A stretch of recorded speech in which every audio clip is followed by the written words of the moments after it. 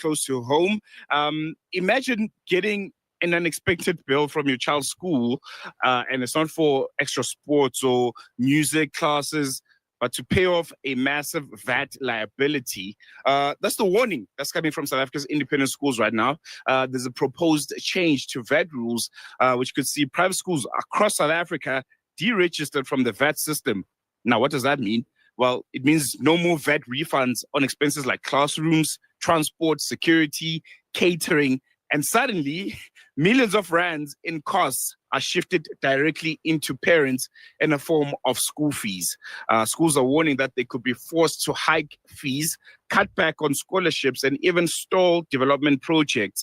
There's some schools that are also calculating liabilities running into hundreds of millions. And to help us understand what this really means for parents and whether this could become a crisis for the independent education sector, I'm now joined by Ebrahim Ansur, former executive headmaster of Orient Islamic School. He's the Secretary General of the National Alliance of Independent Schools Association and an executive member of the Association of Muslim Schools of South Africa. Ebrahim, assalamu alaikum. Jazakallah so much for joining us. Welcome to Salam Media, and looking forward to talk to you about this very, very important issue. Wa alaikum salam wa rahmatullahi wa barakatuh. Jazakallah salalo. I hope I have the pronunciation correct. No, got it. Got it. Yes. Excellent. Yeah, I think, let's jump right into it. We can maybe just kickstart with the basics. I think a lot of parents at this point want to know what exactly is this proposed VAT change and why, our private schools are being so hard hit and affected by it the most. Yeah, listen, firstly, let me start with the disclaimer. I am no tax expert. However, we were notified about this proposed change some months ago, and we have 9 associations in NAISA, which is the National Alliance of Independent Schools Associations. And some associations obviously are affected much worse than others. The independent school sector in our country in the recent times has actually grown in numbers, where at one stage we were just about 5% of the total number of schools. Now we are 10%. There are about 25,000 schools in the country, and we have about 2,500 independent schools. Now, those schools, especially those schools that are perhaps better resourced, better funded, have for many years been registered as VAT providers, which means that clearly school fees and any other costs related to education are exempt from VAT, but other services that these schools provide, for example, they may have shops at their schools, they sell uniforms, they hire out their premises, and they engage in a whole host of activities which are designed to generate funds for the school, apart from the basic educational service that they provide. Now, those schools were then in the past, or currently, are eligible to claim VAT on those services that they provide. Now, according to the law, if you generate income of more than R1 million per year, then you are liable to be registered for VAT. You have to register for VAT. Now, many of our schools are not VAT registered, but those that are, and there are a significant number, those schools are going to be directly impacted by these new amendments to the VAT laws. What has happened is that each of our associations has, in fact, submitted, or have been asked to submit their objections to this tax amendment. And in particular, ISASA, which is the largest of our associations, and to whom the majority of the better resourced and historically advantaged schools in our country belong, they have, in fact, engaged the services of tax consultants and have made a lengthy submission. Now, the reality is that while it's not very clear at the moment but it is quite possible that these schools would be asked to pay back VAT for several years. And as you rightly point out, that could go into the millions of rands. And the schools obviously would have to look at increasing their fees or charging their parents a special levy to cover up for the shortfall. I'm hoping that, sanity will prevail and that the submissions that have been made will in fact be taken into account, and the government will have a rethink about changing the tax laws, because it certainly impact on parents who will have to pay the additional fees. I just want to add, there seems to be an assault on the independent school sector regarding the imposition of, for example, I'll give you some of the challenges that the independent school sector faces just to survive. Now, at least 50 to 60% of our schools are subsidized by the state, which means they charge fees that are much less than what the state charges or what the state expends on a learner in a state school. Now, for the last 10 or 15 years, there has been a gradual reduction in the subsidies paid to independent schools. In some provinces, the subsidies are around 30% of what they should be getting. In other words, if the school was in terms of, we have a policy in place, a national policy for payment of subsidies, and if they were supposed to be getting 100 Rand, for example, they get 30 Rand as a subsidy because the budget in that province does not allow for the full subsidy to be paid. So that's one example. And most of our provinces have been affected. So independent schools obviously again will have to increase fees to cover up for the reduction in subsidies. Another very important factor is property rates. Previously, schools were regarded as public benefit organizations, and they were charged preferential property rates. But recently, and in Johannesburg, you would have come across this, they have, the municipality, the Johannesburg Metro has decided to impose commercial rates on school properties. And I know in Pietermaritzburg, I just received a letter last week from a school where their rates are 57,000 Rand per month. And this is a small school. If you take the Johannesburg CBD and in some of the areas like Sandton and so on, the property rates are very high, and independent schools have been asked to pay business rates on their school properties. Now, this has been challenged in court, and at the moment we have a moratorium. The Johannesburg municipality has been asked to hold back on these property rates, but the Joburg Metro has in fact taken this on appeal.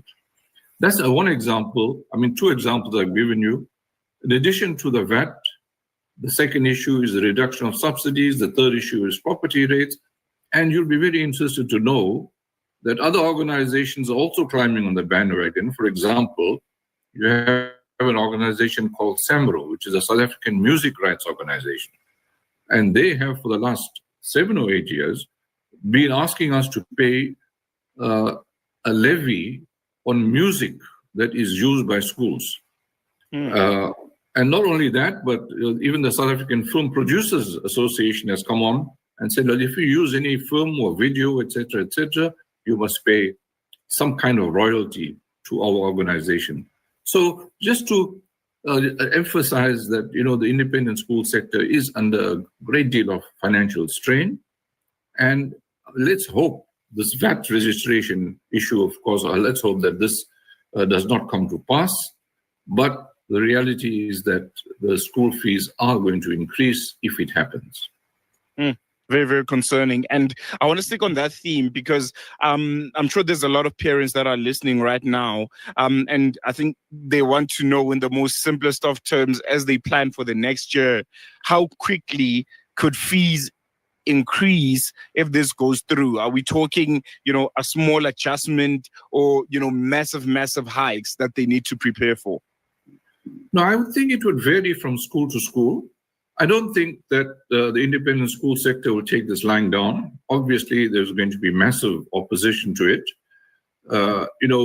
to give you an example, I mean, if you take the budget on education in the country, it is 332 billion rand, which is the largest budget allocation for any service that the state provides. And 10% of that is 32 billion rand. Now, even if half our independent school children have to leave the independent school sector and move to the state, it's going to cost the state up to 16 to 20 billion rand per annum more to educate those children. So in terms of quantum, I'm sure it's going to vary from school to school. I don't see this being implemented in January of 2026 because I'm certain that there are going to be lots of opposition. There's going to be lots of opposition to this move, but certainly there is going to be some form of increase. I hope it's not really drastic. I want to, focus, I think, on a point that you've already touched on, just lightly.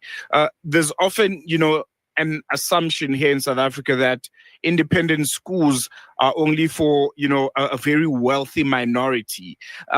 Can you maybe just paint a picture of the reality on the ground, the kind of schools and families that would be affected by this? It's not just, only the rich or, the upper middle class that could easily afford some of these adjustments. But there are, a lot of families who are not that privileged but still have their kids in private schools because of the state of government schools at the current moment.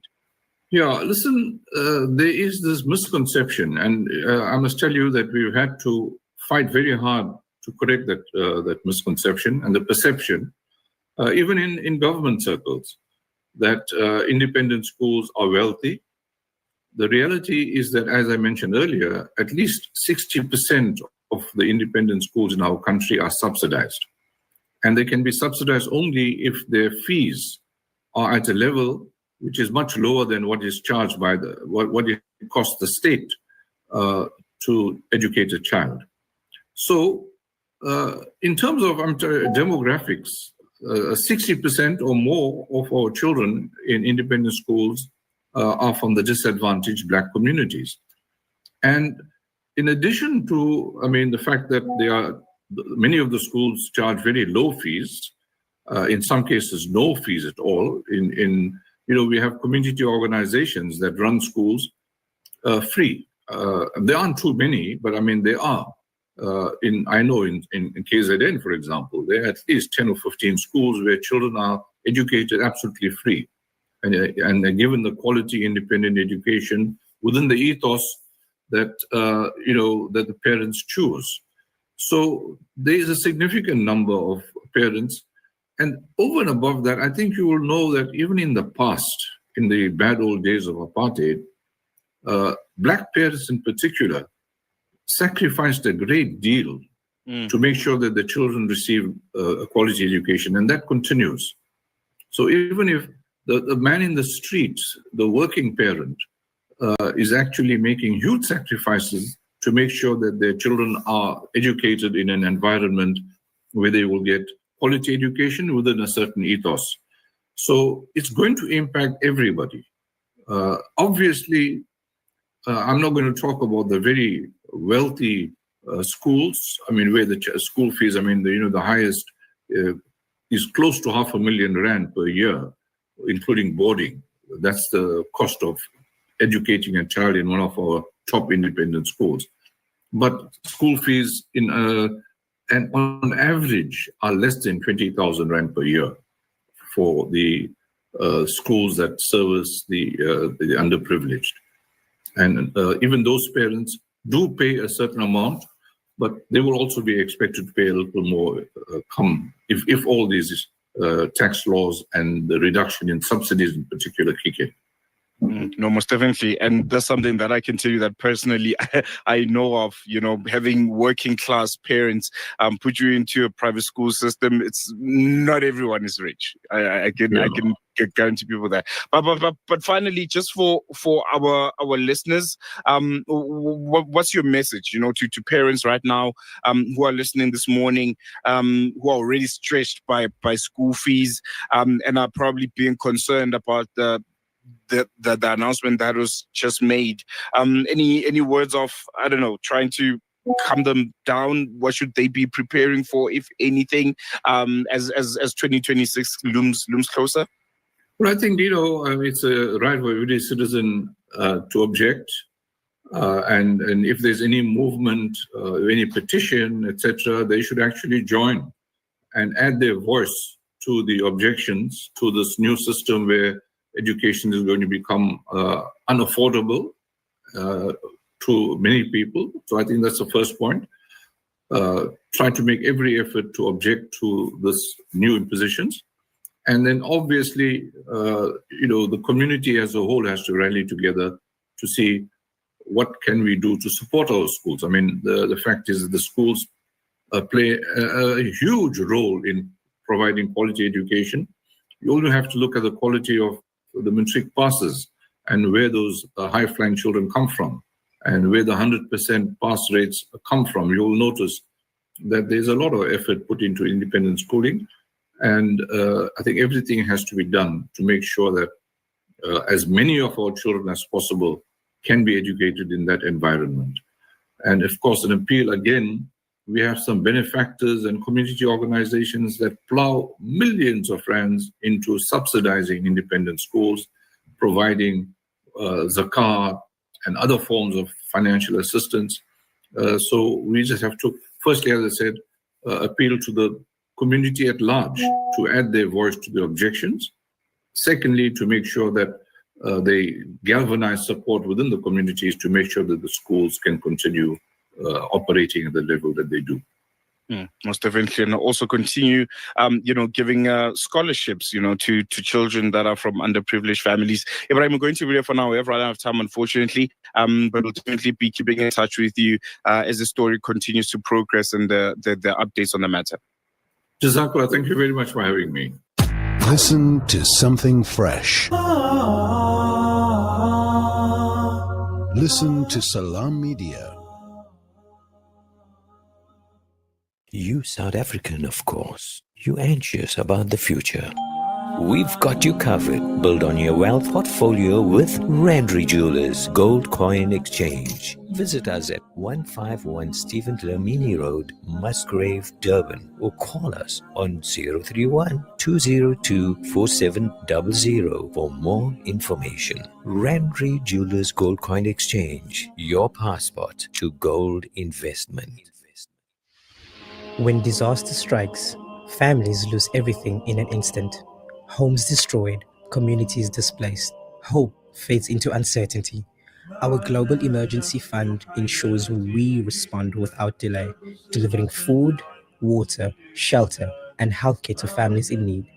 To support our Global Emergency Fund, visit islamicrelief.org.za. Yasin Badat Financial Advisory. Are your financial goals feeling out of reach? Yasin Badat Financial Advisory is here to turn your aspirations into achievements. Our dedicated team, armed with a history of success, is ready to guide you through the complex nature of financial and investment planning.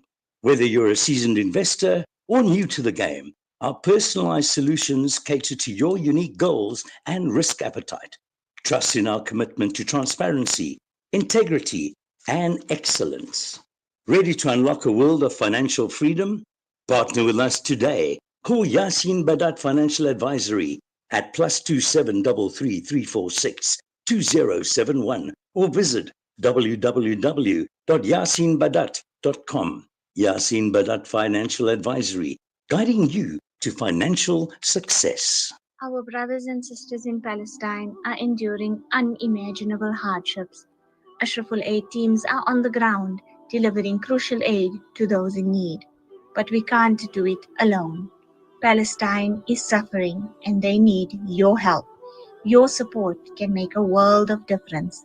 Visit www.ashrafulaid.org today and donate to bring hope, relief, and healing to those who are in need.